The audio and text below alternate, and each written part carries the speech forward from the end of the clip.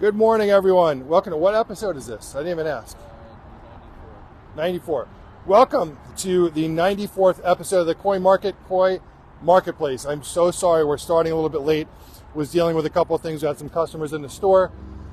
But I actually haven't been on the show in a little while. We've had some personal things going on. And Michael and Gabe have been watching the show in my absence, so thank you guys. How's everyone doing? Not sure who's going to be able to join the show today. It is definitely getting colder out here. Well, what was the temperature today? Right now it's 52 degrees. It was 52. So it was pretty chilly this morning. I woke up this morning, I think it was probably about 39 or 40 degrees. And winterizations have started. We started November 1st. What's today's date? Today is the 4th? Today's the 4th. So we started winterization at the beginning of this month, so that's going really well. We have, oh my gosh, I think we have about 250 or 300 winterizations on the calendar. It's just, the guys are just going crazy trying to get them all done. And we have a couple of teams going out there doing winterizations. If you guys need a winterization, please don't hesitate to give us a call, 516-547-0164. Lots of things going on at the store. We are moving forward with some things over here in the front property. We've talked about this a little bit. How many people are on? 7. Good morning, guys. So I work with a landscape architect, and we actually laid out this whole area, and we have a lot of things going on. We do have a new tenant moving in that we've been working with, so a new tenant that really complements our current business. I'm not going to say the name of the company yet, but this new tenant does a lot of high-end barbecues, heaters, sound systems, camera systems, pergolas. They do all this amazing stuff. And here, come on over here. Watch where you step. Saw a couple of bombs over here.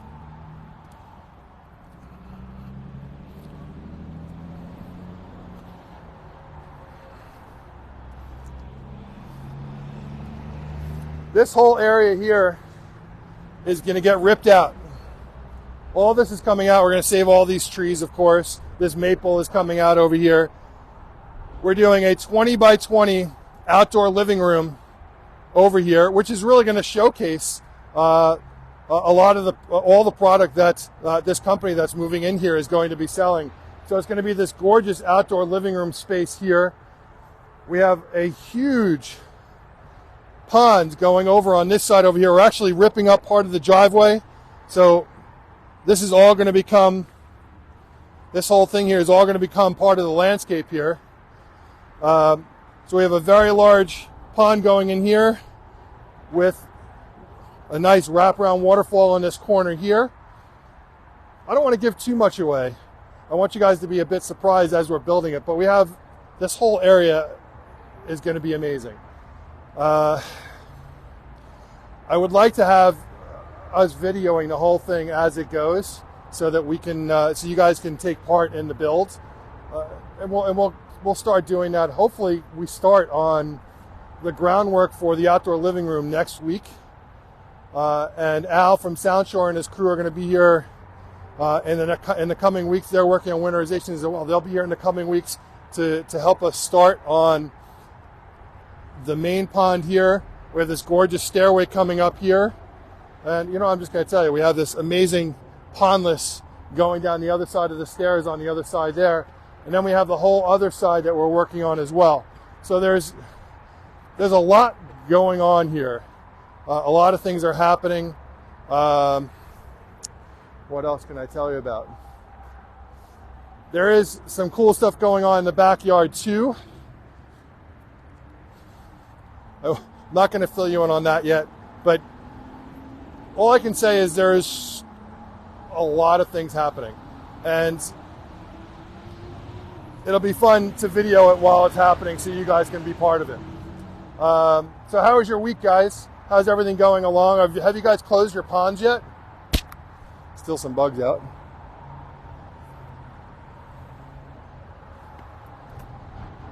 Has everyone closed their ponds, or are you guys getting started to close your ponds? How many people are on? 15. Good morning, everyone. The question keeps coming up, have we heard anything about the koi statues? And the answer is no. We've heard nothing about the koi statues. I don't think we're getting them back. So that kind of sucks. So yeah, we are insured. So I know, I can't believe there's bugs out here today. It's so weird. Go away, go away, go away, go away. So we're dealing with that now. And you know, unfortunately, it is what it is. So, what else? We're going to start putting the bonsai away sometime soon. This whole area will be cleared out. And we're going to be working on, all these stairs are coming out here. All that's coming out over there. All those stairs, that building over there is coming out. We have a pretty cool idea for the side of the building, then leading into the backyard. We're going to move the aquatic plant area into the backyard area there. And then we do have a cool build that's going to be going on in the backyard that is very different than anything you could ever guess. You'd never guess what's going there. It's something very unique and something that's quite honestly, it's very trendy, and it is the in thing right now. And we'll talk more about that when it happens. Let's talk more about you guys. So what's going on with you guys? Like, I know that we started winterizations. I asked the question, did you guys start your winterizations? Are you netting your ponds? A lot of our customers, you know, we net their ponds. It actually came up this week. I was really surprised. I had a conversation with another pond installer that said that they do winter closings, winter cleanouts for their closings, which we've never done that before. We've never done a cleaning for winter, for a fall winter closing.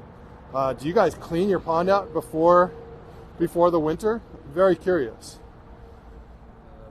Speaking about your closing your ponds, Charles Arrigo says that he keeps his 24/7, 365. Jeffrey Stevenson says that we got warm weather. Yeah.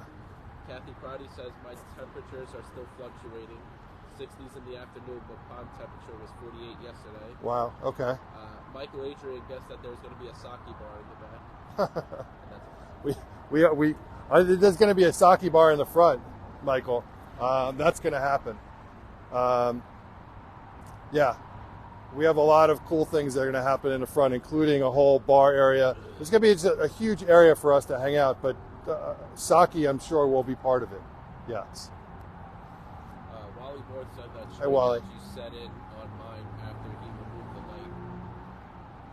After you move the light. I mean, string algae, UV and string algae really don't have a lot to do with each other. And the UV can't actually affect string algae. It can only affect single cell floating algae that passes by the UV. String algae is usually a result of excess organics in the pond. And you can get rid of that by just doing more water changes, cleaning out your filter pads more often, feeding less. Okay, you may be feeding too much and your fish aren't eating it, and that excess food is all food source for algae to grow. It's string algae.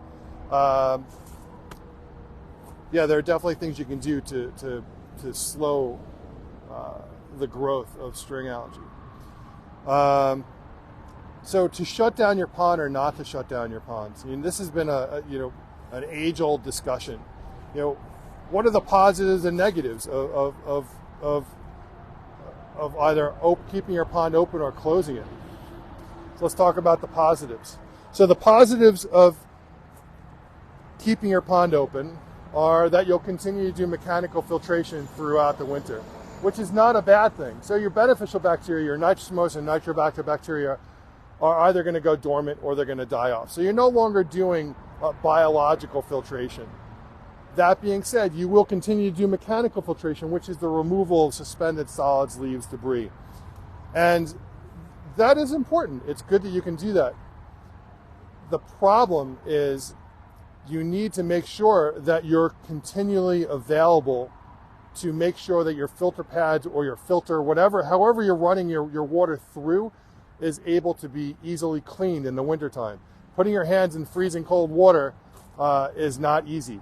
Having access to water, if God forbid something happens, is also not easy. So if you want to do a backwash, you got to get rid of water.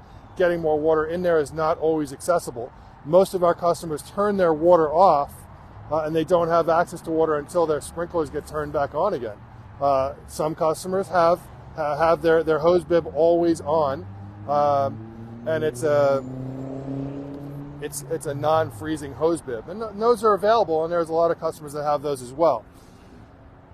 If you're not able to clean out your filters and the filter slows down to a point where it's so cold that the lines can actually freeze, that would be an absolute disaster.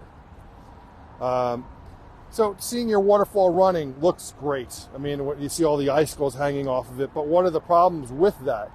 The problems with that are, one, you're supercooling the water because you're taking the water from the ponds, exposing it to the cold air, and then sending it back to the ponds. So that's supercooling the water. Two, if it gets really cold and you have a dramatic waterfall that creates a lot of splashing, you're going to create what's called ice channels.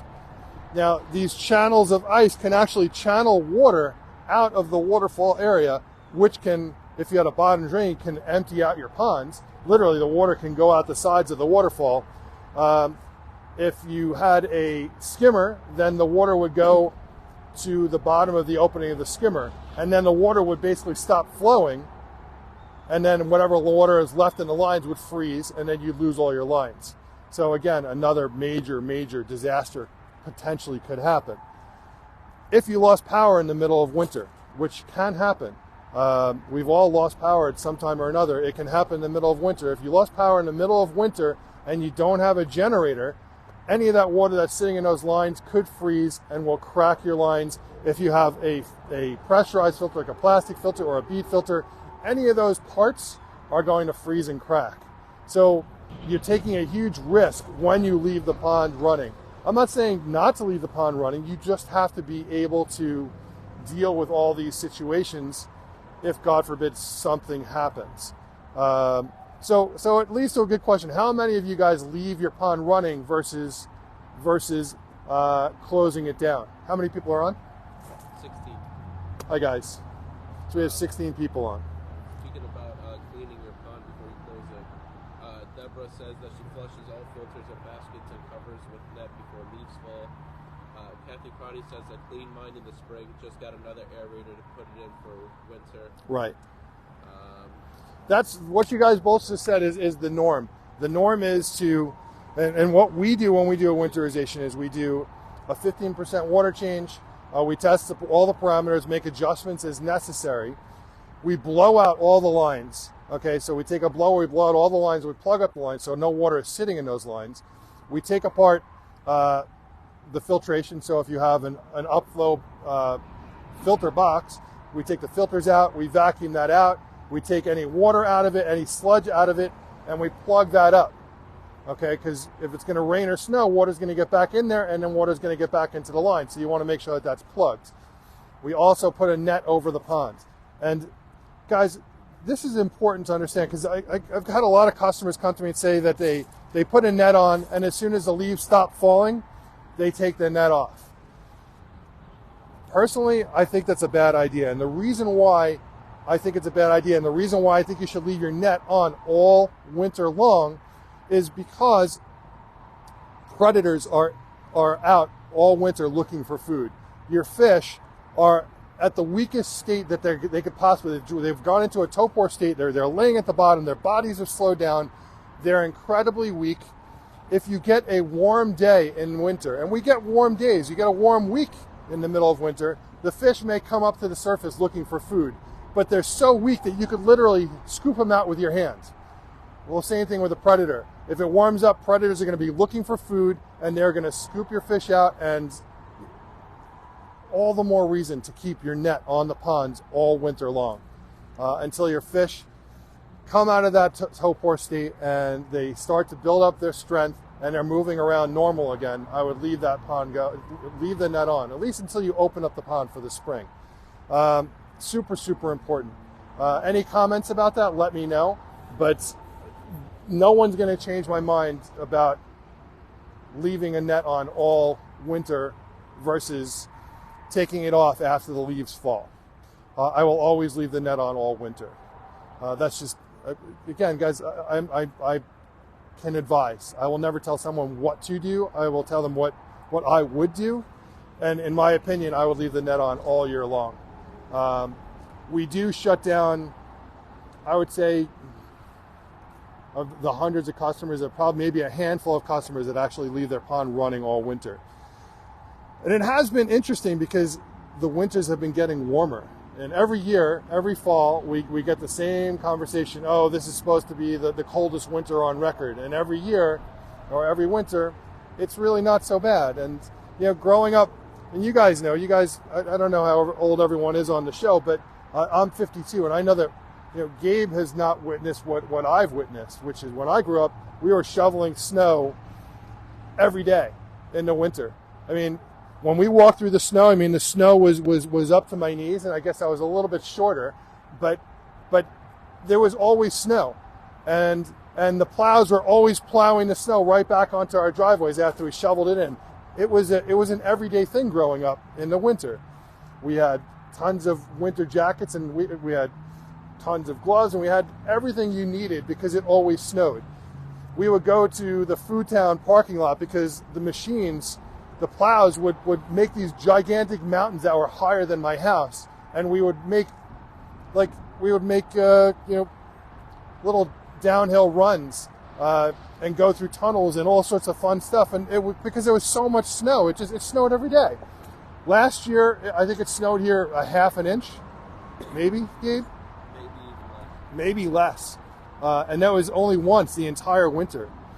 I don't even think it snowed. I remember kind of just glossing over everything, but that was really it. Listen, everyone is you guys are watching this show from all over the country, actually all over the world. We've had some people calling from Europe. We've had some friends in Asia that are watching the show. So everyone has things differently. We're in New York, and we're kind of talking about what happens here in the Northeast. But yeah, we shut our ponds down for the most part. We leave our nets on all winter. Aeration is key. So your aerator, guys, you guys got to have an aerator and a minimum of a 30 LPM air pump just to keep a hole in the ice. And speaking of a hole in the ice, it hasn't even really, the ponds haven't even really frozen over in years. When I was a kid, we would actually walk across. I grew up, we had a house on the bay in Massapequa, and we would walk across the bay. The entire bay would freeze, and we would carry hockey sticks, and we would hold them out thinking that was going to save our lives. We were pretty stupid, but it was different. We could walk across the ice, and it was pretty solid. Now, the bay doesn't even freeze over. It literally doesn't freeze over at all. So everything is changing. The environment is changing. Is it global warming? I say that it certainly has something to do with global warming, but things are changing. Maybe there will be a time when we can leave the pond running all winter. It's a major investment. Leaving it running can definitely cause havoc and can be a very expensive disaster if the lines freeze.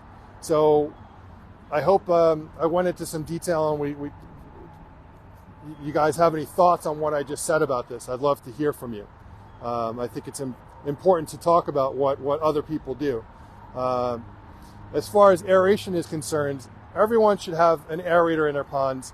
Do we sell de-icers? We do sell de-icers. Generally, I sell a de-icer for customers that have a very small aerator in a small pond, and they can use the de-icer in conjunction with the bubbler, an aerator. Like I said, in my opinion, in our environment, you need a minimum of a 30 LPM, that's 30 liter per minute air pump to keep a hole in the ice if it does freeze over. So let's talk about freezing over and aeration. So generally, your fish will go down to the bottom where it's warmest. Geothermally, the earth is heating the pond to an extent. Okay, so your fish are staying at the bottom where it's warmest. Okay. What happens in winter? Leaves, debris, dead fish, sticks, anything that's in there is going to break down, and when it freezes over, it can form noxious gases under the ice, and those gases can poison and kill the fish. So the aerator, different than a de-icer, because a de-icer can make a hole in the ice, but if it snows a lot, which maybe it will, who knows, the snow can actually create an ice dome over the de-icer. It can do that with an aerator too, but when an aerator gets frozen over, it will still find areas around the pond to release those gases. Works very differently. Okay, so on an aeration system, we generally don't like to leave the diffuser, which is where the air is coming out. We don't like to leave that at the bottom of the pond because the fish are sitting at the bottom of the pond where it's warmest. You don't want to take that cold air from above ground, send it down to the bottom, and then supercool the entire pond. Rather, your aerator is on a hose. Okay, you're going to pull that hose up to about a foot below the surface, let your aerator sit a foot below the surface or put it on a shelf so that it's still keeping a hole in the ice and it's degassing the pond. If you have an aerated bottom drain, I wouldn't run the aerated bottom drain. Turn the aerated bottom drain off, disconnect the hose from the aerator that's connected to the aerated bottom drain, run a separate hose with a separate diffuser over the side of the pond. Any questions about that? How many people are on? 18. Good morning, everyone. A lot of people said that they shut down. They shut their ponds down. Guys, it's fairly normal. I was surprised to see people online and discussing with this other maintenance management company that they do a clean out in the winter. If you did a clean out, I mean, pulling out all the leaves is not necessarily a bad thing. I definitely wouldn't power wash the pond. All that algae that's on the sides, the fish are going to continue eating that. If it does warm up a little bit, they're going to peck on that algae and they're going to use it as a food source in the winter. And it is helping to keep that ecosystem alive. So if you were going to clean it out, I definitely wouldn't power wash it clean. I would only do a power wash in the spring, just when everything has just been sitting and detritus is set in, and very different scenario. The pond has been sitting for 5 months. Any other questions about this? Go ahead. Yeah, Nina Velasquez asked, Hi, Nina. Can I use a disc aerator on top? A disc aerator? Sure, absolutely. You want to make sure that it's a weighted diffuser, though. If it's not weighted, you have to figure out some way to weight it down so that it stays in position. Otherwise, it's just going to float to the surface. The air hose will float up, and it'll float up the diffuser with it. I tend to like to use a 3/8 inch weighted hose. We can go in here. Come inside. Let's. Good. So that's important. We'll go inside and we'll talk about this a little more.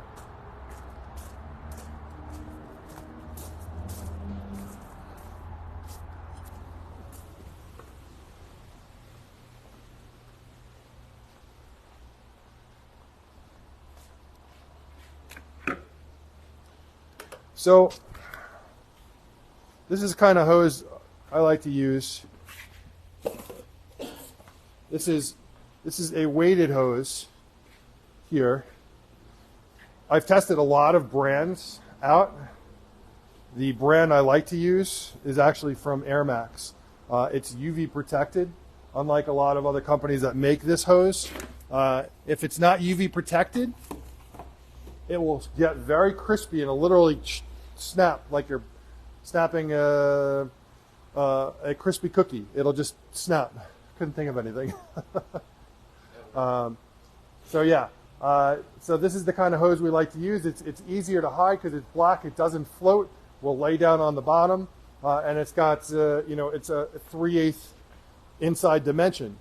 Okay. As far as a diffuser, so this is the Metallo diffuser, this is a weighted diffuser. It's got good weight on it. It's a rubber membrane. I don't know if you can see this on there, but there's all these little tiny perforations that are on there. Can you see that? Yeah.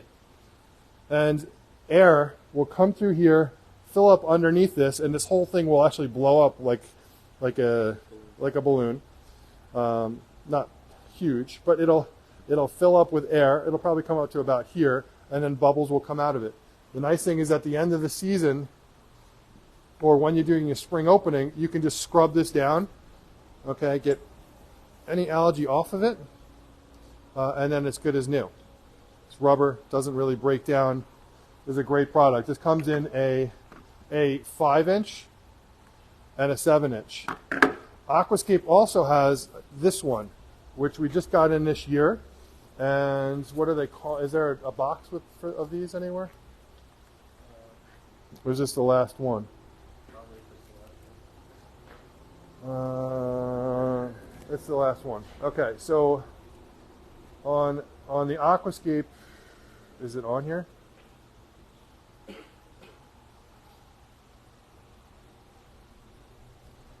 I apologize. 10-inch rubber membrane. I think that it's this one, but I'm not going to say a price because I don't actually know if it's the price. This one here we sell is 48. This is the 7-inch. The 5-inch is 40. I have to get you a price on this one if you're interested. So also weighted. This is it's pretty heavy. Okay, so fits with a 3/8 hose. Push that on there. You can use a hose clamp. That's a 5/8. Definitely doesn't fit. Question. Wally Borth asks, I have 2 diffusers, one deep, one shallow. I should shut deep one off when it gets super cold? Perfect. Absolutely. So the answer is yes. I would shut that one off. We use these diffusers here. This one's a 5/8, but we have this one here also from Aquascape. So Aquascape mixed this one here. And the nice thing about this is if you had one of their aerators, this is a 60 LPM. This actually screws on here, like so. I wish they all had this. Good thinking, Aquascape. So this is on here, and then you can just turn one or the other one off. They're sold separately, but it's nice to have where you could just screw that on there. It actually does not fit the Atlantic, that also has a threaded inlet just like this. So it's a slightly different size, I'm sure on purpose. But your comment about shutting one off, the answer is yes. I would shut the one off that's sitting at the bottom of the pond. Atlantic has their 1800, which is a 30 LPM, and a 3600, which is a 60 LPM. I guess I'm out of the 60s for now. Aquascape has, this is their Pro Air 60 right here.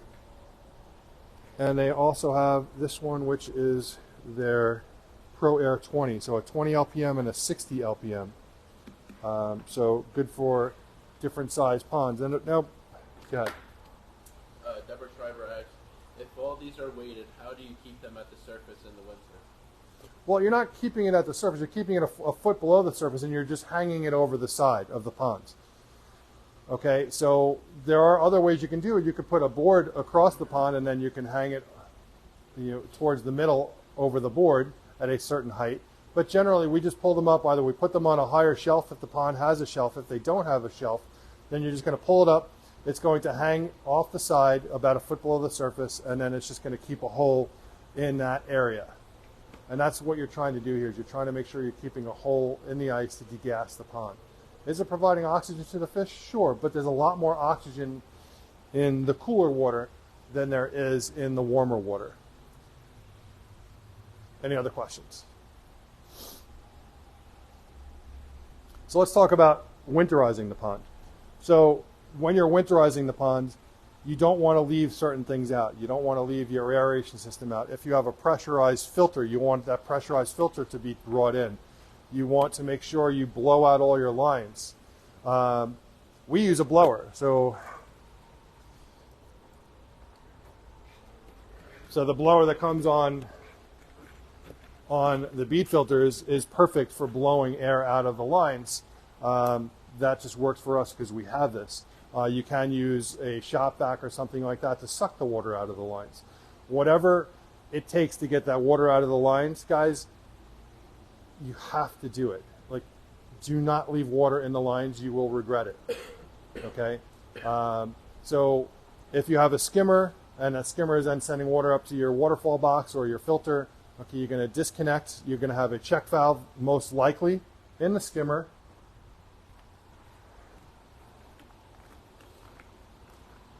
And we used to take the pump out, and we would take the pump and we would leave it in the garage.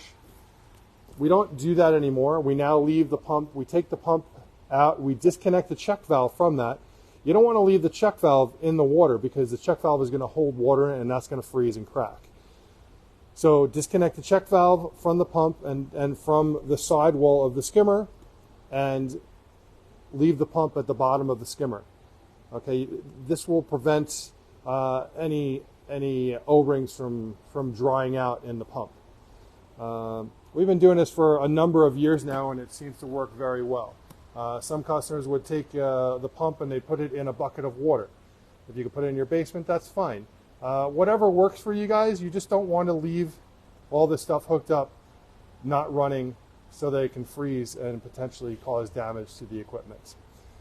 So you're going to take out your UVs, take all the water out of the UVs. When you're doing your multi-ports, guys, if you have a bead filter, you're going to take your multi-port apart. You're going to take it off the bead filter. And here, really quickly, this is, if you guys have a bead filter, how many of you guys have bead filters? I'll show you a little trick. So when we're cleaning out, when we're winterizing, we will take the multi-port off. I'm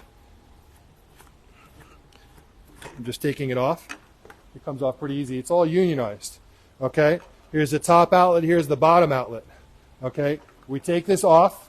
When you take it off, you're going to push down the handle, and you're going to turn it to the side and make sure any water is out of the multi-port. Okay, this is a little check valve here. If you have this check valve on, you want to take this off. You want to make sure, don't know why, there's a little bit of water in there. You're going to make sure there's no water sitting in this check valve, because again, this can freeze and crack. You want to make sure all water is out of this. Make sure all water is out. This is also a check valve right here. Okay, once you're done with that, the next thing we do, you have a valve on the bottom. Now, depending on the type of filter that you have, if you have one of our filters, okay, you're going to have a bottom like this. Do not take this part off. It's a two-stage cap. Okay, you're going to take this one off, which is the top, and you're going to lead this part on. If you take this part out, the beads will come out of the filter. Okay, you do not want to do that. Okay, you want to take this off. There's a little O-ring. Don't lose the O-ring. Tape it on there. I'm just going to stick it on there because I'm going to put this back if I can get it on there. Stay. Okay, but the real trick to this, the real trick to getting the water out of your bead filter is what I'm going to show you right now. You're going to take your blower, if you have a bead filter and you have a blower, you're going to take your blower, you can take a little stub of PVC pipe, stick it on here, and you're going to plug this in, and you're going to stick the blower over the top here. And when you blow air into this, all the water that's in this bead filter is going to fly out of here at 100 miles an hour. So do not stand right in front of it because you will get soaking wet. But you're going to put the blower on here, and it will literally shoot the water 10 feet out of this bead filter. And you're going to keep it on there until all the water is out of the bead filter. It works phenomenal. This is the best way to do it. We've been doing it like this for years. Use your blower to blow that out. If you also have if you have a blower because you have a bead filter, use that same blower to blow out the rest of your lines. Okay? I'm going to put this back on really quickly.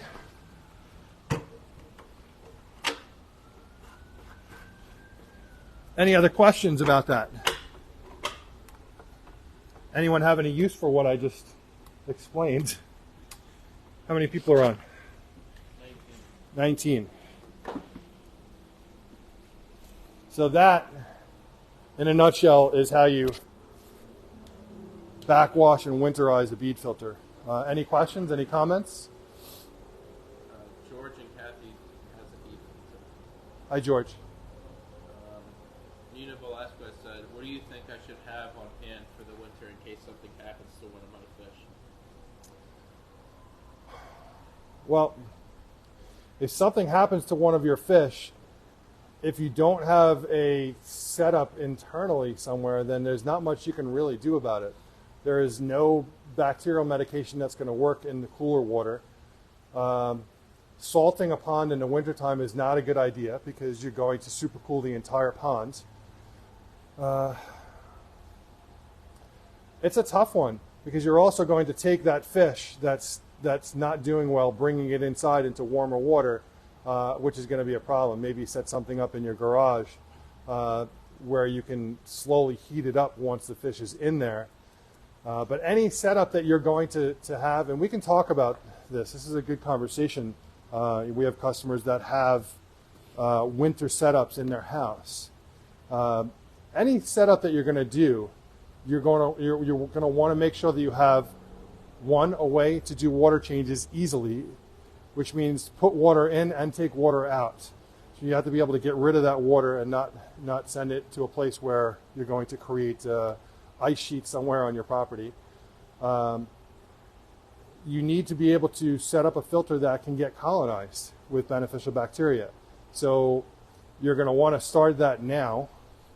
You'd have to have a fish in there. The only way to colonize a filter is to actually have fish in it.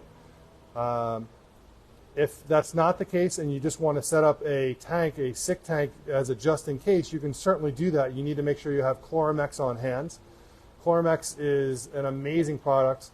When I get fish in, when we're setting up a tank where we're filling it with fish, we cannot do without Chloromex. You're doing Chloromex every 2 days until the filter gets colonized.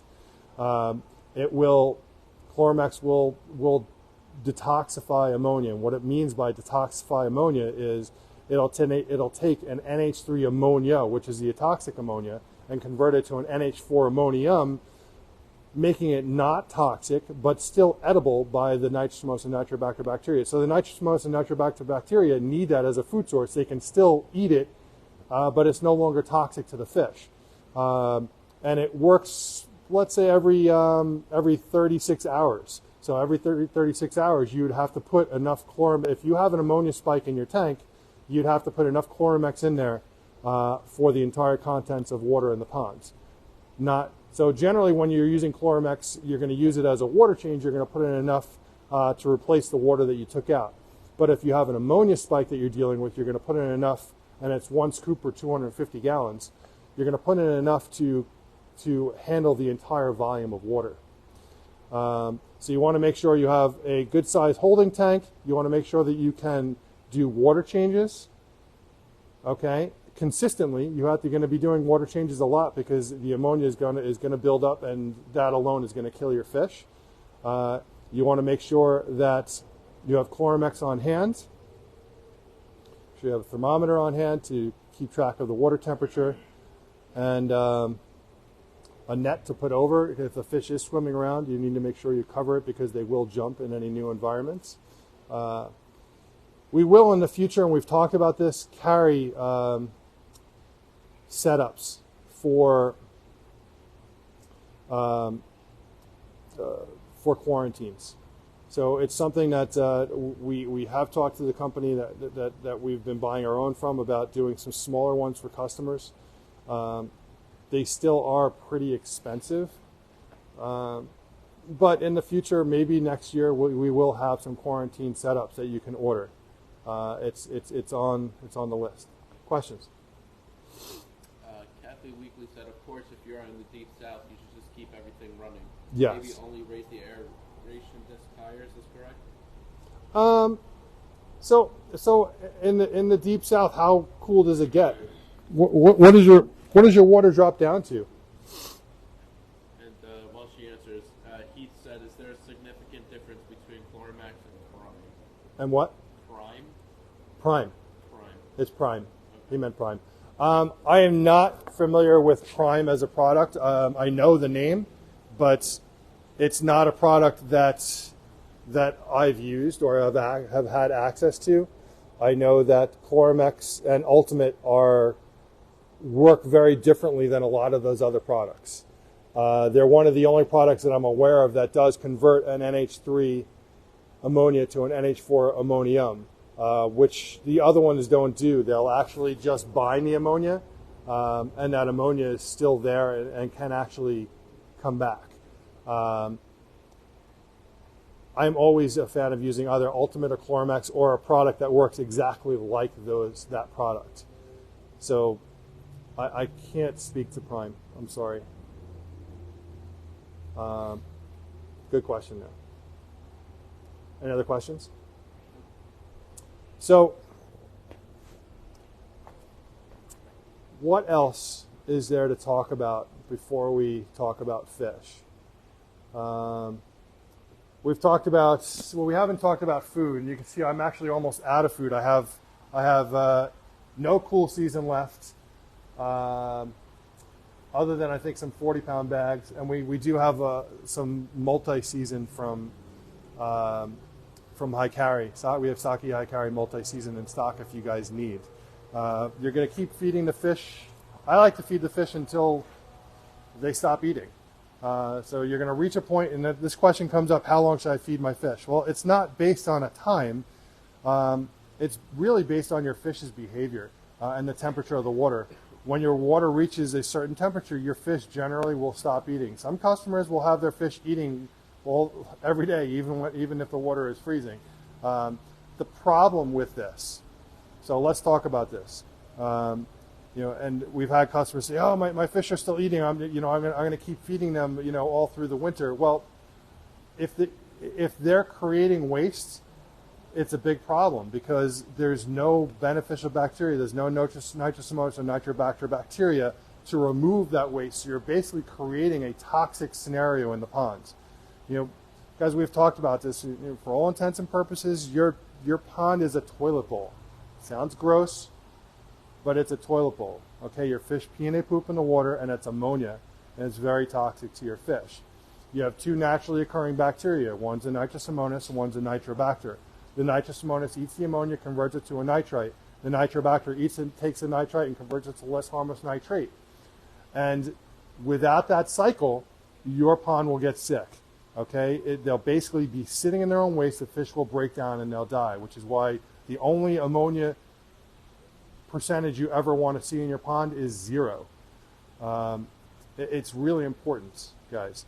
So it's okay to feed your fish, and generally we'll have the customer feeding their fish until we close the ponds, and that's generally fine because we're closing the pond within the next couple of weeks.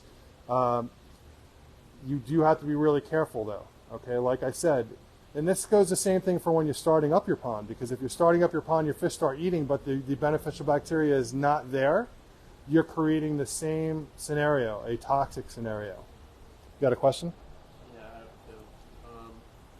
Nina Velasquez says, is there anything that I can use in my pond in the winter in case my pH goes up? So, in case your pH goes up. So, all right.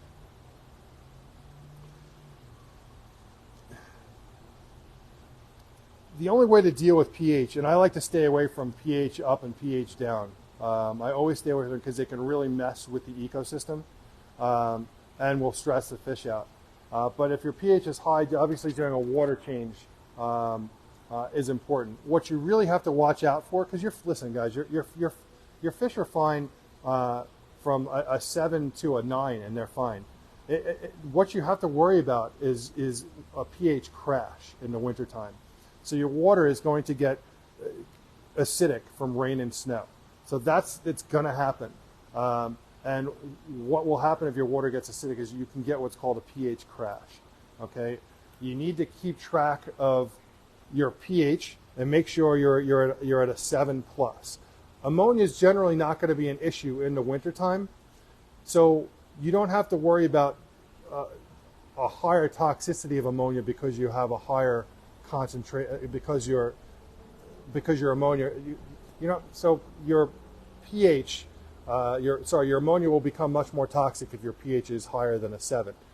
It'll go up by a factor of 10 for every point that goes up on your pH.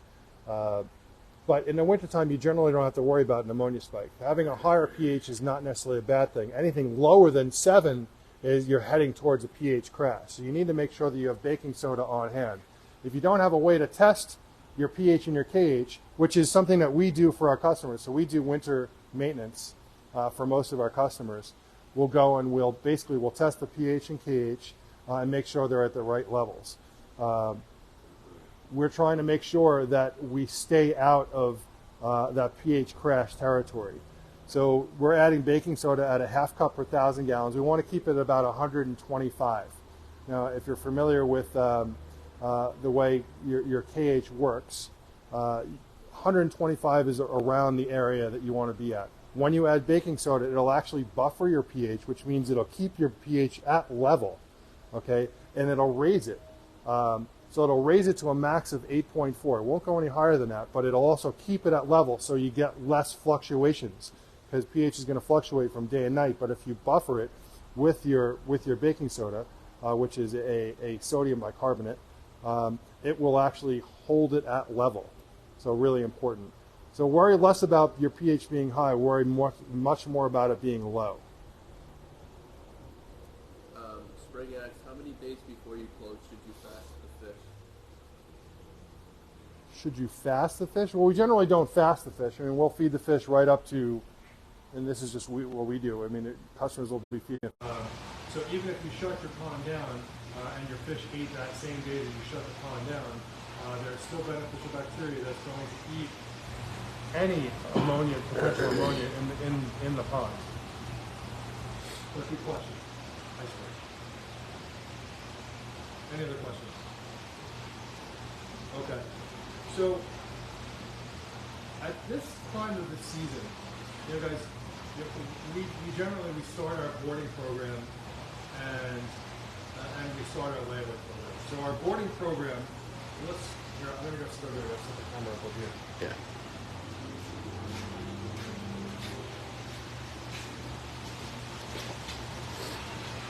You want to pass me that chair before you sit? What do you want? Chair.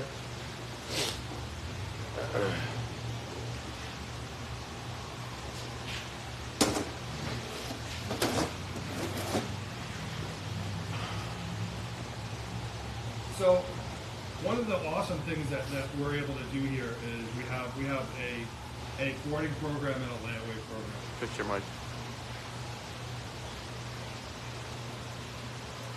I just turn it off and we'll press the button. Yeah, I think so.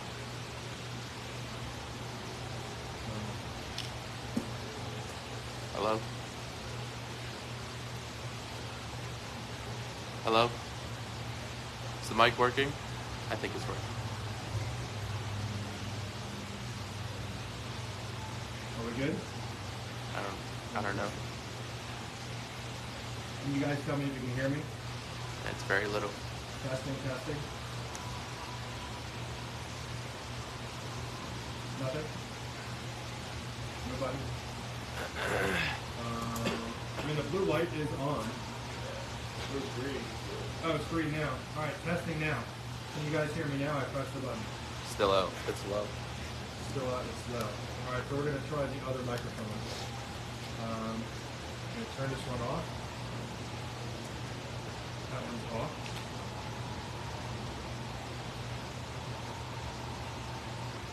Testing. Can you guys hear me? No. It's green now. Testing, can you guys hear me?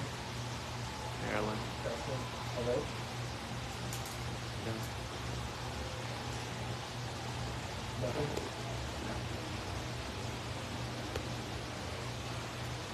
How are we doing? Can you guys hear me? Okay. Is that okay? Yeah, I think it's better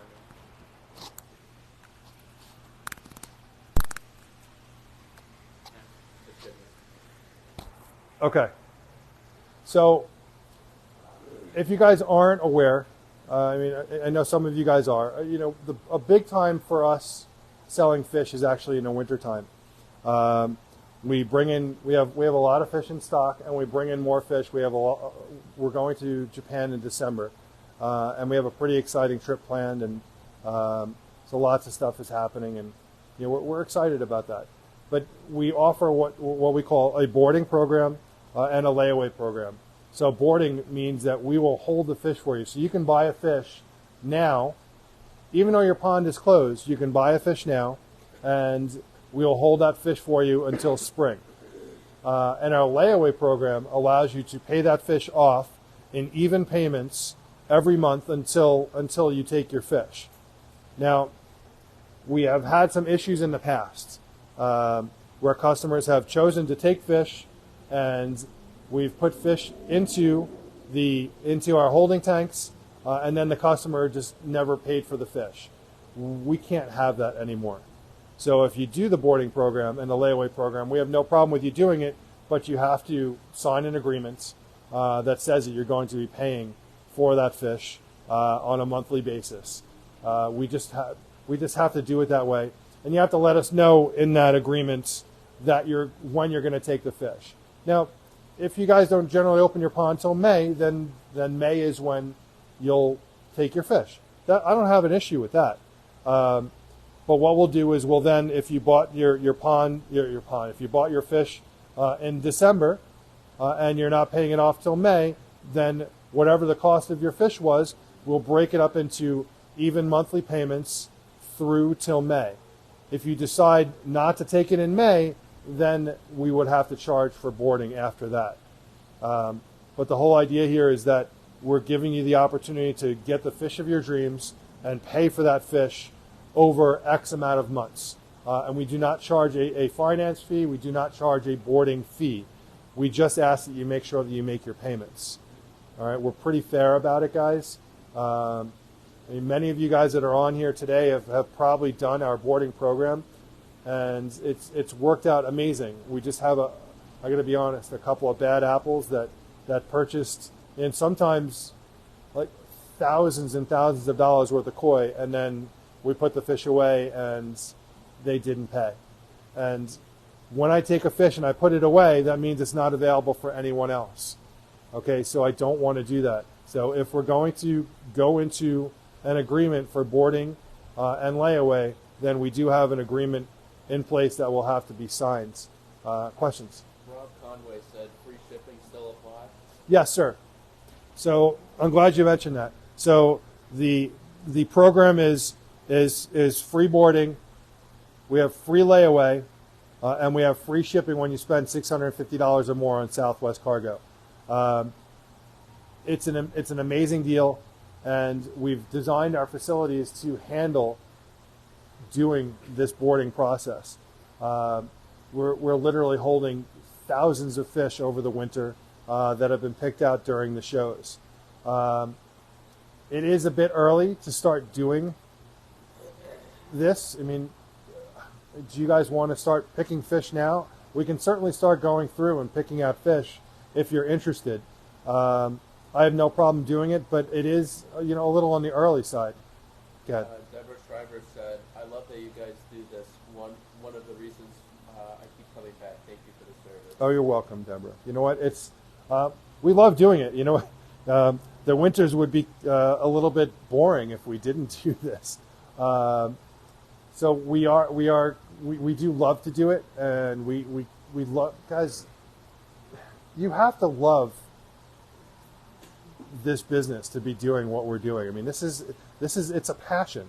You know, we live, sleep, eat, and breathe ponds, koi, filtration, and anything else that has to do with this hobby. It's just, you know, I mean, we've all given up quite a lot of things to make these things happen in our lives.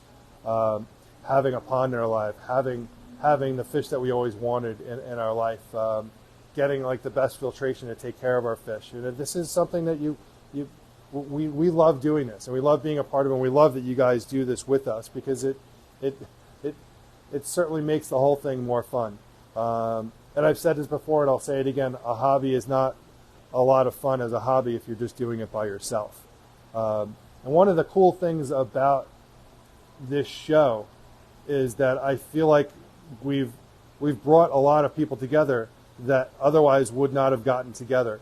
We have a lot of friends that watch this show that actually talk to each other now, that didn't know each other before, but met on the show and have become friends. So I love this, and I would love to actually do a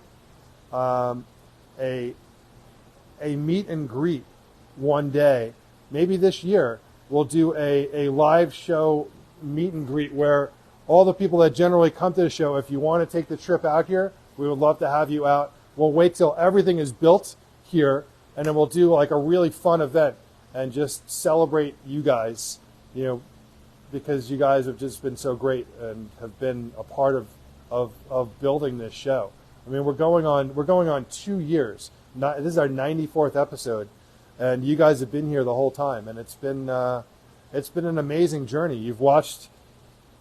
You were there when we started this show in our old store in Huntington, and you were there when we moved to the new property, as we built up the new property, and there's so much more to show you guys. It's just, I don't know. I've never really been involved in anything else like this. It's, you know, when we first started the show, I wasn't sure that we were going to do it every week. I wasn't sure how often we were going to do it, and it just turned into a part of our life. You know, the show is a part of our life, so it's pretty cool. We are thinking about starting a second show. We've talked about it in the past. We are thinking about starting a second show. Maybe we'll do it on Sunday mornings, and it would just focus on products. We've talked about everything from selling product in our store to actually reviewing products that companies want to send us. We are licensing a technology that will actually allow us to do interviews with people in other locations, which would make the show pretty cool if we could make it work. So let's say a pump manufacturer wants to be on the show, or maybe we could do a breeder in Japan, and we could talk to a breeder in Japan we can have a translator on the other side, and we can talk to them from here. Or there's so many things we can do. I really would like to have fun with it. I think it would be different than this one. This show is, you know, we do a bit more on the, what I'll call the edutainment side, which is just kind of an education, like teaching what we know how to do things. And I'm not saying that what we do is always the best way. There's always someone always has a great way of doing things, but we'll tell you how we do things. We'll never tell you you have to do it that way. We will always just advise, and you can take it with a grain of salt, or you can apply it to how you do things for future use. You know, we're here to help, and that's really what we want, is to be here for you guys. You guys can always reach out to us at any time. As far as going and doing fish, I actually posted some videos yesterday just showing the fish that we had available. Did anyone get to watch any of those videos? I did a walkthrough of all the tanks yesterday and posted it on Facebook. I did pick out I can't say no. I have my guy in Japan, and although we're going to Japan in December, sometimes some fish come up that that I can't say no to, even though I'm going there in a couple of weeks. So I've already purchased 2 absolutely gorgeous Ginrin Saragoi, Sansai, some really big female Ginrin Saragoi, and I've already purchased. So if a fish comes up that's rare, that I know is hard to get, even if I'm in Japan, it's hard to find good ones, I'll still buy it. So I did get, and one of the other fish that I have a lot of trouble getting is Ginrin Budo Goromo. So I got some Ginrin Budo Goromo. I got some Nisai Ginrin Budo Goromo. I got some Nisai Ginrin Goromo, some really gorgeous fish, and I just bought 2 very large Ginrin female Saragoi they're gorgeous. I'm pretty excited about those too. If you guys are interested in any of that stuff, let me know. I will be posting pictures of that stuff on video soon. Yes. Andy did ask, are you going to show some fish today by any chance? So, Andy, my next question to everyone is, do you want to see fish today? I'm fine to do fish if you guys want to see fish. If you guys want to see fish, what is it you're looking for? I'm open to. We're not running the sales anymore. We went through and did all of our sales for the season, and now we're changing back into our regular mode. We're now in our boarding and layaway mode, which, like I said, we will board the fish, which means we'll hold the fish until you're ready to open your pond in the spring, and you can pay that fish off over time, and we will continue to do our free shipping. Go ahead.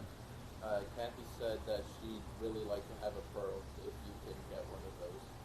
Okay, so I am going to Sakaguchi, so we will be looking at pearls when we're there. Absolutely. They generally do the Gosanke pearl. They do Benigoi pearl. We'll see when we get there what they have available. I have seen some other fish from some other breeders. I've seen some pearl Ginrin Saragoi. We'll have to see what they have when we get there, but it is on my list. So absolutely. So that brings up a really good question. What are you guys looking for? So we're going to Japan on December 2nd, and we're going to be going to a lot of breeders. I have my list of breeders. Michael has his list of breeders.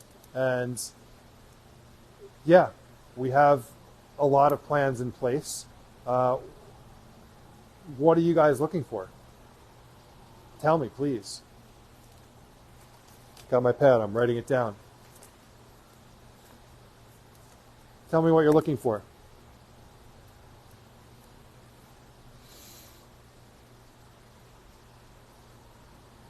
No one's got anything?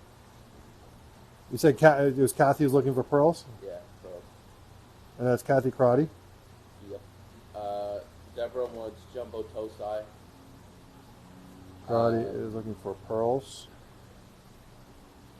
And who is that? Deborah Schreiber.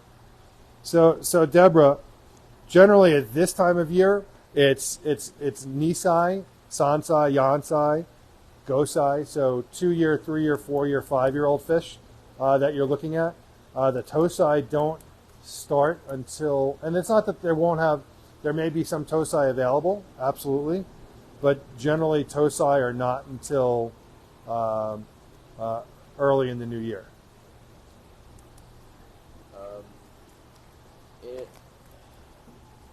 Andy Din says, not sure what I'm looking for, but I see what I like during the show. I get it, if that makes sense to you. Andy, it makes perfect sense. I get it. Andy, we always talk about this. You guys know we have our personal koi shopper. Our personal koi shopper is just like the show. You guys can set up an appointment, and we can walk through the entire store of every single tank one-on-one. Instead of doing it like this, you set up an appointment, go to the website, go to koimarket.com, click on Personal Koi Shopper, and we will set up an appointment, and do a FaceTime just like this, where you guys can see every fish. We will bowl fish, we will measure fish, we will gender fish, we will talk fish, we can have lunch virtually, whatever you want to do. We can talk fish health, we can talk food, we can talk water treatments, anything you want to talk about during that, we can do. It's a really great tool. How many of you guys have actually used the personal koi shopper? I'd say raise your hand, but you'll have to comment. Sinan Abdul Hamed said, Koshiki and show up at Tosa. So, Sinan, how do you spell that? Senan. Abdul. Abdul Hamed, Hamed. Is looking for what? Koshiki and show up at Tosa.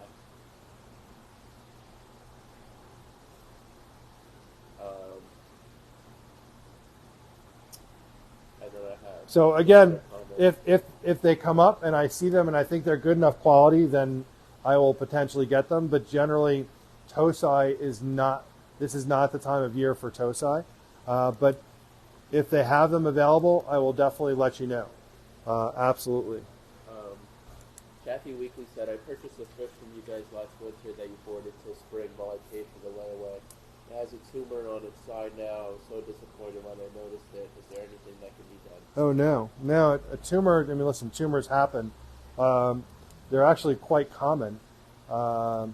It does happen. You know, we don't breed the fish, and we do sell the fish. I mean, that's unfortunate that it has a tumor. It does happen, though. I'm sorry to hear that, though, Kathy. And she also said that she would like a nice Ginrin Showa. Ginrin Showa, we'll definitely be seeing a lot of Ginrin Showa. You know what's funny is when I bring in Ginrin Showa Tosai, no one ever buys them. So, Kathy, last name? Weekly. Kathy Weekly. Kathy Weekly, Ginrin Showa.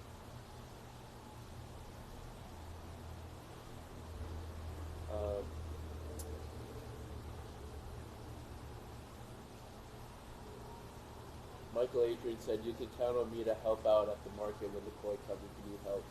So I'm glad you mentioned that, Michael. So Michael has been working really hard this year to get in shape. You know, he had some major surgery. He had hip surgery, and he's been working really hard to walk again. And it's definitely been a day by day, you know, see how things go. And he's been doing amazing. And I know that he's been doing this whole thing so that he can be here to do our unboxing with us. So I'm excited to have him here. So we will be doing an unboxing like we always do, guys. So how it works is when the fish come in, the truck comes in, and we have a lot of fish that come in. And if you guys are interested in being here for the unboxing, we would love to have you. We will be filming the entire unboxing. Every single box will get shown to you guys. We will put everything in a bowl, one by one, before they go into their holding tanks. We're happy we love doing the show. But if you guys want to be here when we're doing it, you're definitely welcome. And I'll keep you guys posted when that happens. This shipment is actually from our trip in Japan, will be coming in fairly quickly. I think it may actually still come in towards the end of December. We fly back on December 16th, and the shipment may be coming in within a week of our trip. So it's going to be coming in quick. Andy Din said, I would like a lemon harawaki if you have. Not So would I. Regular So a Wagoi lemon harawaki, generally hard to find, but we can definitely look. So Wagoi would be a scaled versus Deutz.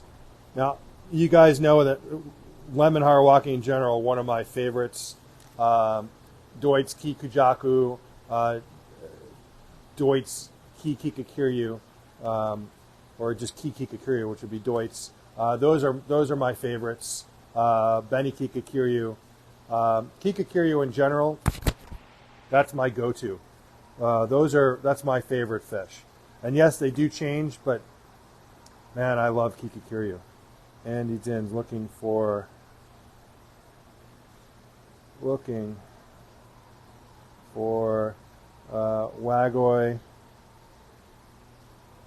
lemon. Got it. And Christine Matsuvich said tumors on big fish or any size, age? Tumors are common. I mean, generally you don't see them in smaller fish versus bigger fish. I have seen, if anyone ever gives an injection to fish, it's common to see tumors forming after the injections. We haven't done injections in forever here, but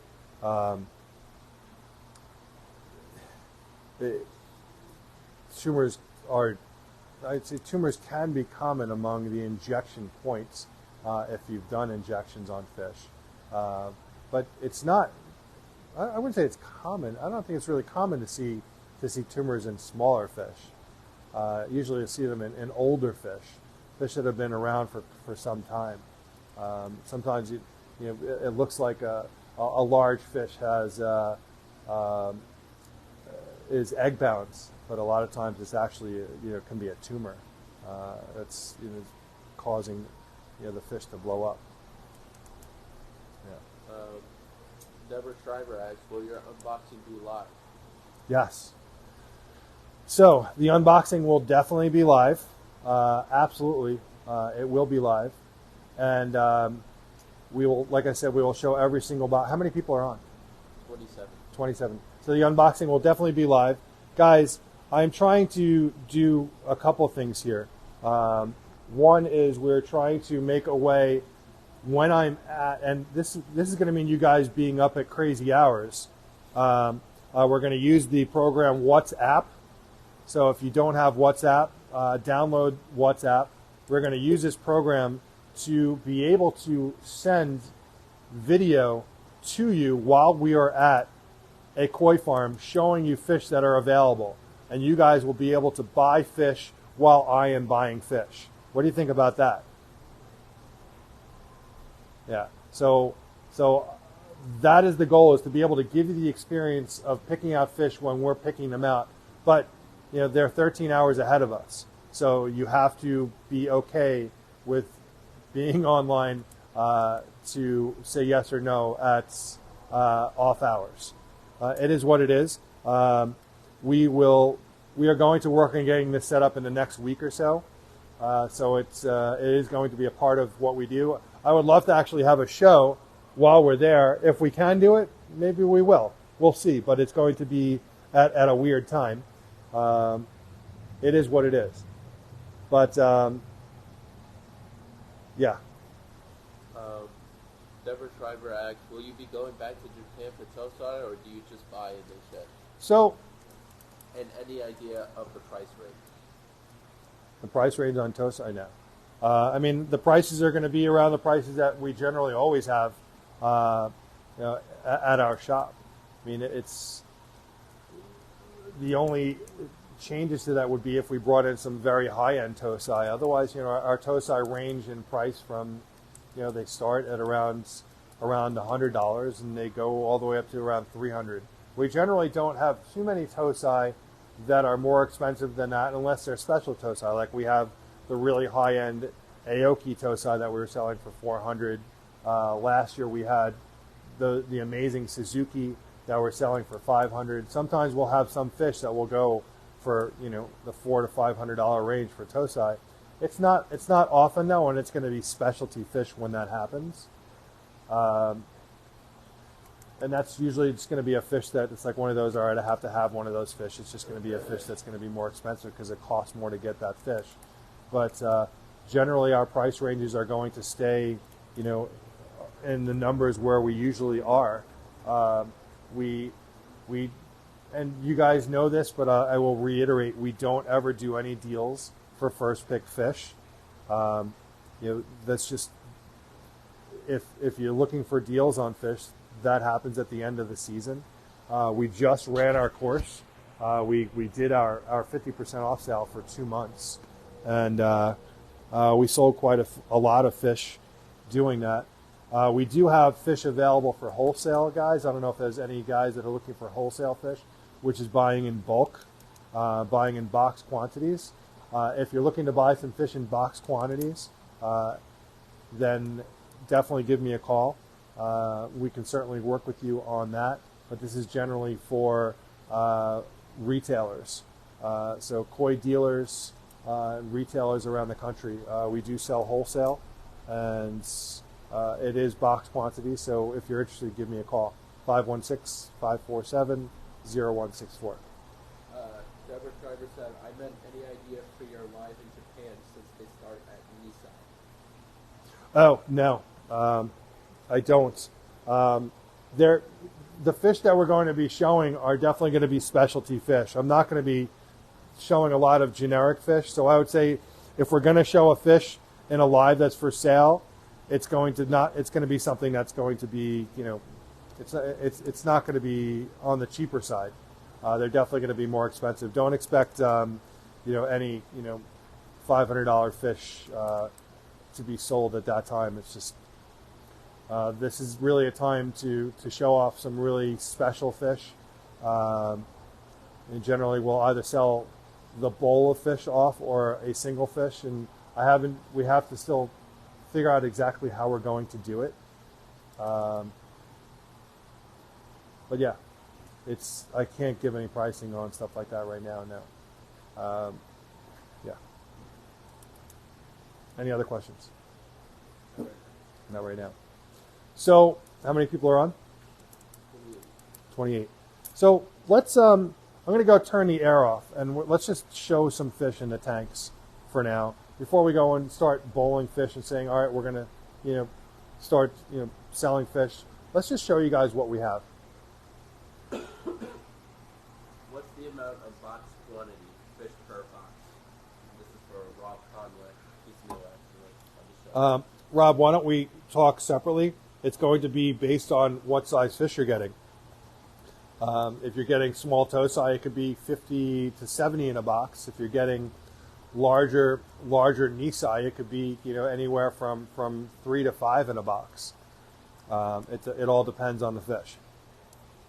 And who was that? That was Rob Conway? Yeah. I think he said he was new on the show. All right. So Gabe is going to grab the camera, and we're going to go into the big koi house. So let's take a walk.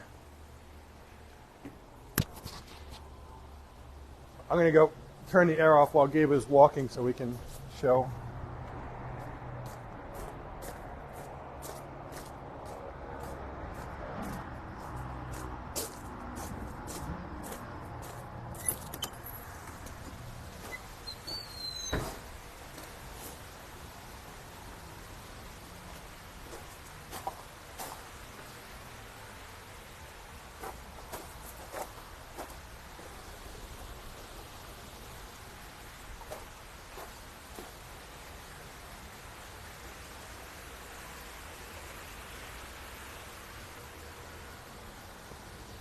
I'm sorry. I love you. I'm sorry. You know what? I can be a dick sometimes.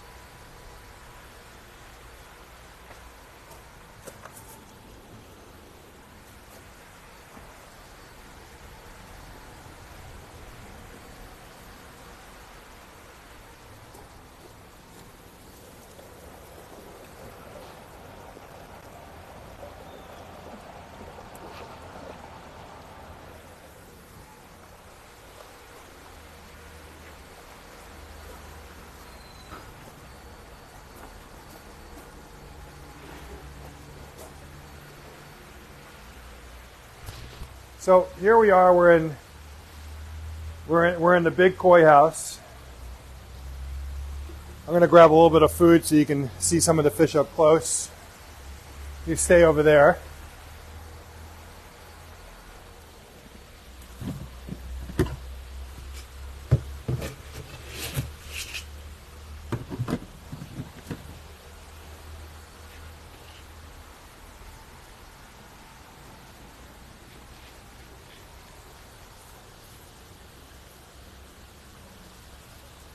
Water is a little bit cooler, so they're not really chomping at the bit to eat as much as they usually do.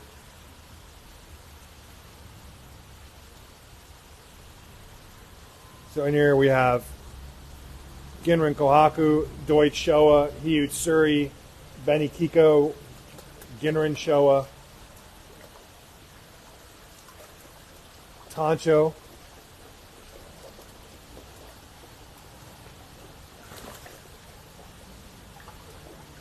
Shiro Utsuri,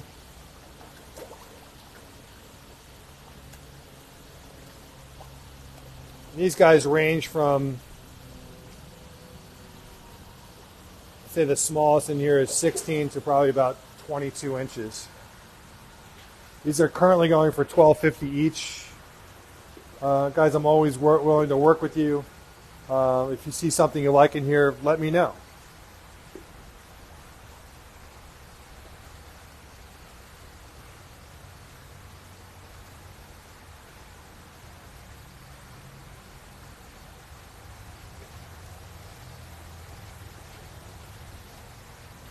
So again, we have some gorgeous, gorgeous Deutsch Showa in here, Kujaku, Asagi, Hiutsuri.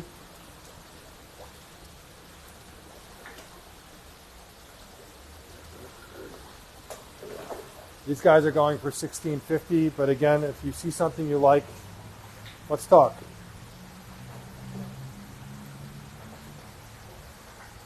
Any comments?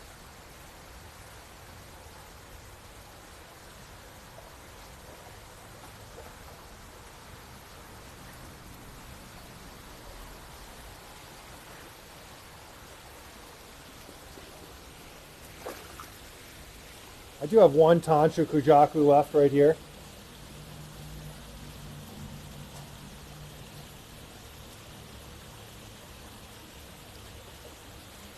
Over on this side here.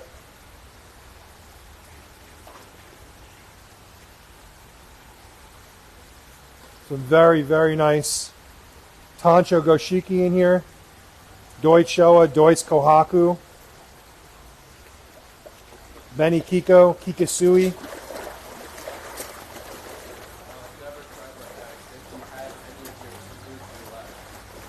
I do. I do, and I can definitely work with you on those too.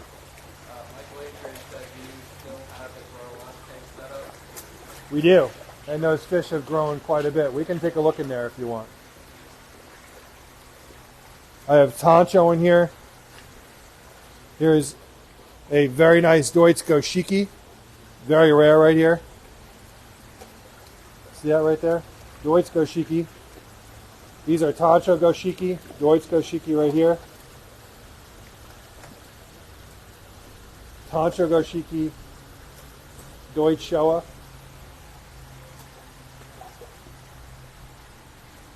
Guys, if you see anything you're interested in, you just let me know.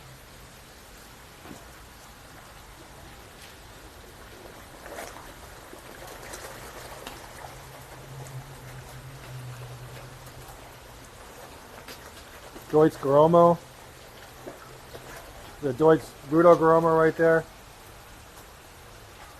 Ochiba, Beni Kikakiryu, Goshiki, Yamabuki.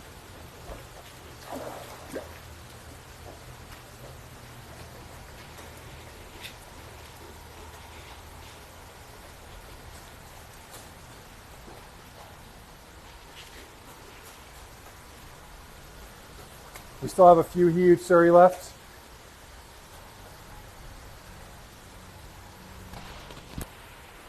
Let me turn the air back on in here.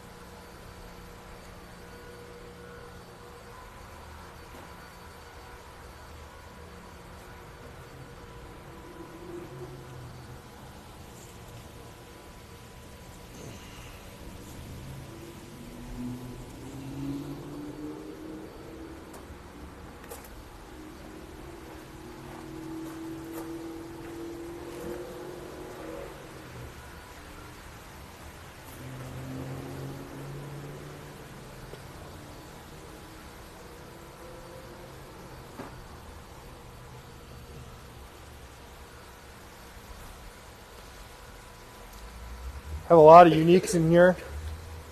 Trevor said, what is that dark butterfly with white fins and with the Q Surrey? I believe that's a Kuman Ryu butterfly. That is available. Good morning, guys.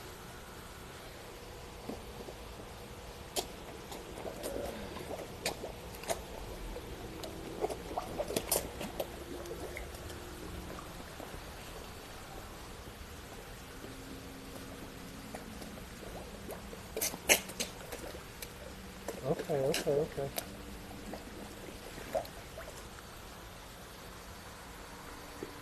Gorgeous Deutsch Showa.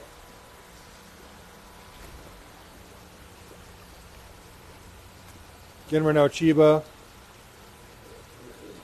See that Budo Garoma right there?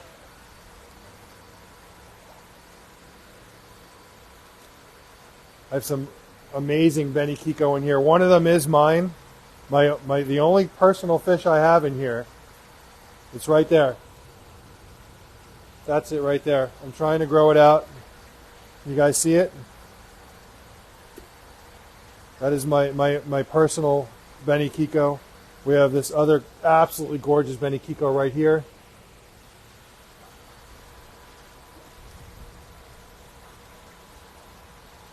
We have this Tancho Ochiba. Very, very unique Tancho Ochiba. It's coming around now. This is about, we're roughly 7.5 feet down to the bottom drains. You can see all the way down to the bottom. Crystal clear.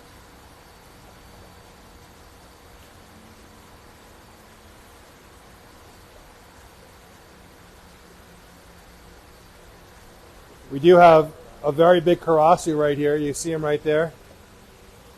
See the red belly? He's coming up right now. There he is. You can see the red belly.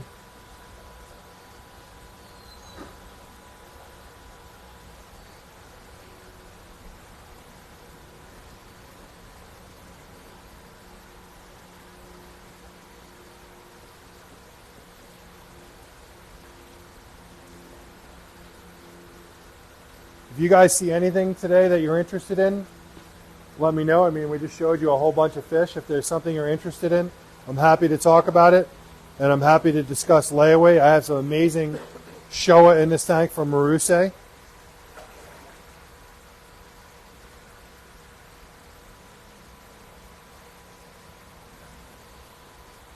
Kathy Crotty says your favorite sure hasn't grown much. No, it has not.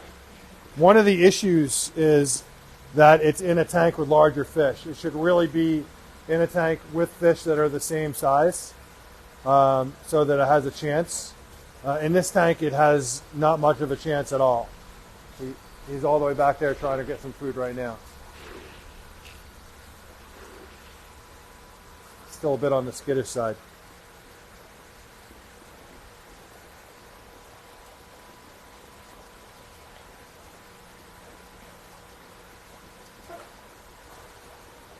The giant Mukashi is the biggest fish we have in here, right in the middle there.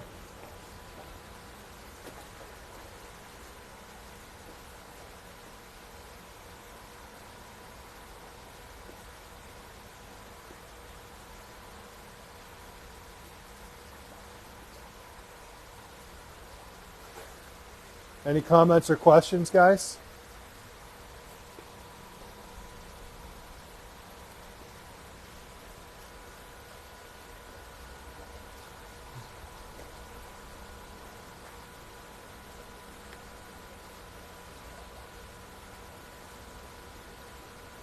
Big Yamabuki.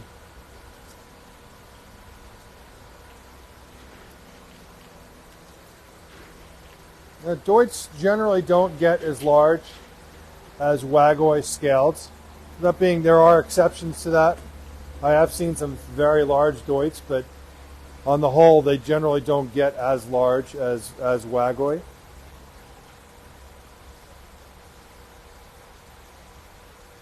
But my Beni Kiko is definitely growing slowly. We're not exactly feeding it 6 times a day either. I actually don't have the feeders running in here, so they're only getting fed once a day as it is. George Webb asks, why doesn't a small fish grow much when they're in the tank with much larger fish? Well, it's a good question. It's because, you know, the fish is just not as aggressive as the bigger fish. The bigger fish are grabbing all the food before the smaller fish can grab it. It doesn't mean that if the fish is aggressive, then the fish is aggressive and it won't be an issue. But if the fish is not aggressive and is a little on the skittish side, and that fish is not aggressive and is definitely a little more on the skittish side, like if I put my hand up to go near it, he'll definitely swim away compared to some of the other fish. They're not the first one to jump up and eat compared to some of the others. I mean, he's eating right now, and he's definitely gotten a little bit bigger. But like I said, I haven't been feeding these guys. I had double feeders set up on here, but we took them down just because it's the wrong time of the year. Right now, we don't have the heaters on in here. So we will be putting the heaters on in the next 2 weeks or so because the temperatures have been dropping. But right now, it's probably about, 60 in here? About 60 degrees. I got to get a thermometer in here. I have a thermometer. Let me see what the water temperature is.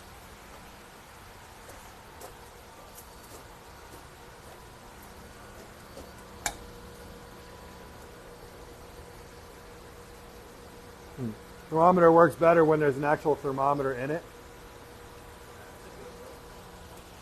I think it broke. Clearly.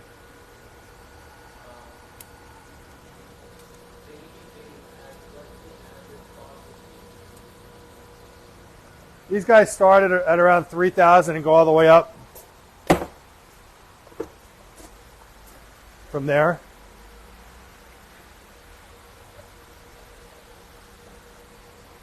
And Michael Adrian said, I love this tank. It's my go-to place when I come to the flea market.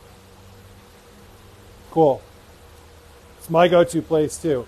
I love, I haven't always been a fan of formal ponds, but just dry this off here. I love to just kind of sit on the edge here. We made this the perfect height for sitting, so that you can sit on the edge and you can just you put your hand in the water, and the fish come and they greet you, and it's just I love it. It's just awesome. Hey, buddy. It's a big chagoy.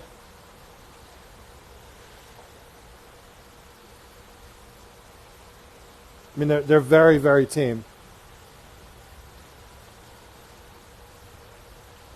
Even the karashi, the mukashi, which is right over here, is starting to get a little friendlier. You see her right here. Perfect scalation on that fish. There she is right there.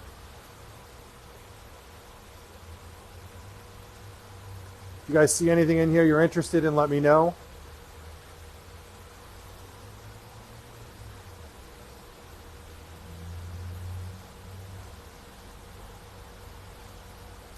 Other than that, everyone's still kind of in the middle of closing their ponds, not really ready to start buying fish yet, which is fine. If there is something you guys are interested, let me know. But quite honestly, this is usually our slower time, and then as soon as December rolls around and we get our first shipment in, is when we really start to get rolling again. Which is why we haven't really been doing we haven't really been doing a lot of selling on the show, because it's just not the time for it. We just want you guys to enjoy being on the show and asking questions and conversing with other people that are also on the show. How many people we have on there? 38. So we have 38 on the show. Does anyone have any questions about anything while we're sitting here? We talked about fish that you guys may be interested in us finding while we're out in Japan. We're happy to do that with you guys. We're looking forward to it. It's going to be a fun time.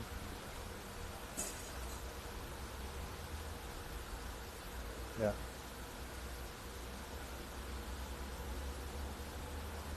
No. All right. I mean, we can go into the Tosai house if you want to, but Andy then said, how long are you going to be in Japan for? we'll be there for 2 weeks. We're going from December 2nd to the 16th, and it gives us plenty of time to find lots of fish, and as well as spend a little bit of time there doing some other stuff, doing a little sightseeing. It's really not the best time to be sightseeing in Japan. It's going to be a little cold, but you know. And Huh? It may get very snowy there. If you guys haven't seen what a snow looks like in Japan, you can't even imagine this. The snow gets higher than this greenhouse. It's crazy. It's absolutely crazy the amount of snow they get there. You can do a quick search on Google to see how much snow do they get in Niigata, Japan, and it's just crazy. They'll show a bus on a road, and the snow will be like 8 feet higher than the top of the bus. It's crazy. Michael Adrian asks, Koizime in the winter, yes or no? So down to, I think you use Koizime down to about 50 degrees. Yeah. Kathy Karate said, the 16th is my birthday. You can bring me back a present. Okay. Sounds good. I am going to bring some extra suitcases to buy just random Japanese stuff that I would love to bring back. So maybe it could be cool stuff that we can raffle off.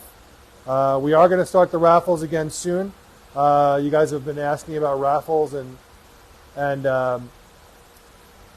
what I found with the raffles is it's more fun to do in the wintertime than in the regular season. In the regular season, we just have too much other stuff going on. In the wintertime, we can concentrate on it more, and it just becomes a fun part of what we do in our shows over the winter. So we're gonna start it again soon. Christine Matsuvich asks, if they get snow, are the koi you are looking at inside? Yeah, everything is inside. So they harvest the ponds and they bring everything inside, and yeah, it's, you know what, you guys will get a first-hand look. I am going to do my best to do at least one show or two from there, other than just sending videos by WhatsApp. We're going to figure this out so that we can bring you guys in and get the experience like we're getting the experience. Andy then asks, you going to buy some more koi statues while in Japan? Well, the koi statues were actually not from Japan. The koi statues were from other countries, like Indonesia. They don't make. There may be some companies that make them in Japan, but that's not where we've gotten them in the past. We are working on getting more koi statues. We're working on it. Yeah. I can't promise anything, but it's on the list of things. Yeah. Deborah Schreiber asks, you ever been there for harvest? So I haven't been there for harvest. I think I told you guys, I've actually been there a few times, and I've actually been there twice for my previous career too. I used to design video games. I did that for 20 years, and I went there twice for that. I was actually I was there for the launch of PlayStation 2, and I was there for, I don't know if it was the launch of PlayStation 1, but it was around the launch of PlayStation 1, because that was the video game space that I was in. And I've been there because I traveled, sadly, I've traveled all over Japan, meeting with developers, picking up games that we were licensing and then selling in the U.S. And so I got to travel all over Japan, and I didn't see anything.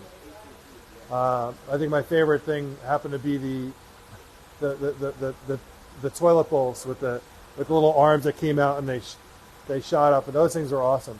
And everyone had those. It was like the thing.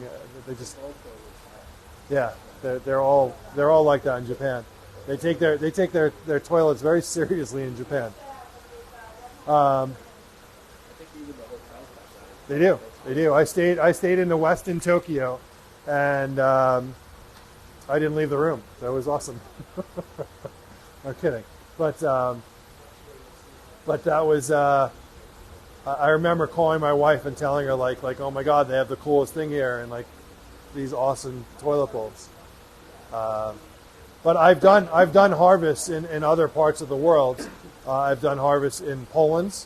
So we used to be the sole importer for Yoshikigoi koi, which is a koi farm in Poland, and we were bringing in some amazing fish from there.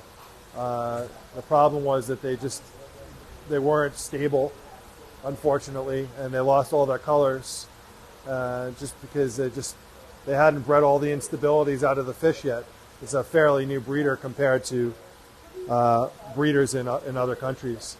In Japan, we had a lot of issues when they got into our water. They lost all their colors and patterns, which was really a shame. Literally in a matter of weeks of hitting our water, which is crazy. But yeah, any other questions? I think what we're going to do is we're going to call it for today.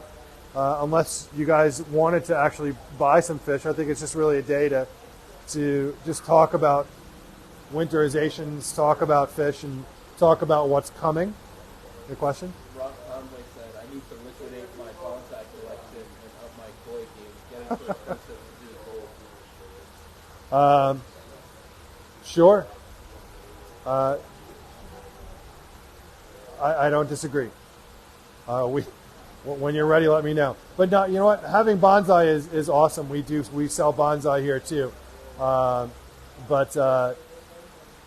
we're happy to help you any way we can. All right, until next time. So I'm actually, you guys know my father passed away a few weeks ago now. So we have been dealing with that. And it's been a little bit of a rough time. I'm flying back to Florida tomorrow to help my mother sell a bunch of things that my father has accumulated. He's accumulated a lot of stuff, and my mother is actually looking to move back to New York, so I'm excited about that. And so we need to help her get here. So I have to fly out there for. I'll be out all week next week, so I won't be on the show next week. I'm coming back on the 10th. I don't know what day that is. Is that a Saturday, maybe? No, I think it's Friday. Yeah, Friday. Friday? All right, so then I will be back for the show. Okay. All right, so until the next time, guys, if you guys have any questions, you want to ask me more about boarding, more about the layaway program, please feel free to reach out. I'm happy to discuss this stuff with you guys. You have any questions about winterizations? If you need anything for your winterizations, aerators, netting, whatever you need, we have it here. If you are a wholesaler and you're interested in purchasing koi wholesale, you're interested in purchasing product wholesale, we have a lot of product available for wholesale. Give me a call, 516-547-0164. Have a great weekend, and we'll talk soon.